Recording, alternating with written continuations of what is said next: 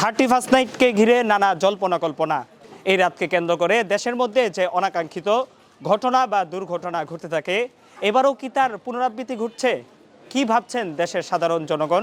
তো 31st night উপলক্ষে আমরা দেখতে পাই আমাদের সমাজে, আমাদের বিশেষ করে শহর এরিয়াগুলোতে এই পরিমাণ অপসংস্কৃতি দেখা যায়। আতশবাজি, ফটকাবাজি, ফানুস উড়ানো, এই জিনিসগুলোর জন্য প্রচণ্ড রকমের ক্ষয়ক্ষতির আমরা দেখতে পাই আশেপাশে। আমরা যদি তাকাই 2021 সালে সম্ভবত দুই বছর আগে উমায়ের নামের একটা ছোট্ট শিশু, সে হচ্ছে যে এই 31st নাইটের এই যে শব্দ দূষণ, সেটার প্রেক্ষিতে সে তার অসুস্থ হয়ে যায়, পরবর্তীতে সে সেখান থেকে মারা যায়। এরকম এই ছোট্ট শিশুর মৃত্যু দায় কে নেবে? অবশ্যই আমাদের এই সমাজে নিতে হবে, যারা এই 31st নাইটের উদযাপনে, জাহিলি উদযাপনের পেছনে জড়িত ছিল। অনেক উঠতি বয়সী যে যুবক যুবতীরা আছে, যে অশ্লীলতা দেখা যাচ্ছে, তারা ড্রাগস বা অন্যান্য জিনিসগুলোতে সামিল হয়ে যেতেছে।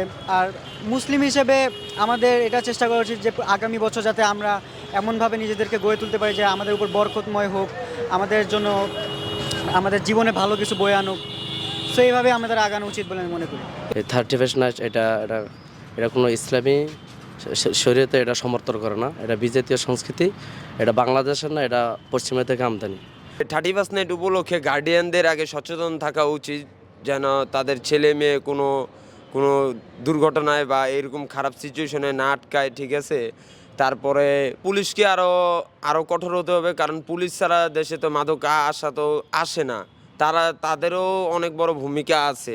প্রতি বছর 31st নাইট উদযাপনের নামে এদেশে যে অসুস্থ সংস্কৃতির চর্চা করা হয় এবং অনিয়ন্ত্রিত আতশবাজি ও ফানুস উড়ানোর কারণে প্রাকৃতিক পরিবেশ ও মানুষের জানমালের যে ক্ষয়ক্ষতি হয়, তা নিঃসন্দেহে এদেশের সুস্থ সংস্কৃতির সাথে সাংঘর্ষিক এবং তা কখনোই আমাদের সামাজিক ও নৈতিক মূল্যবোধের প্রতিফলন হতে পারে না, এমনটাই মনে করছেন দেশের সুস্থ রুচিসম্পন্ন নাগরিক বৃন্দ।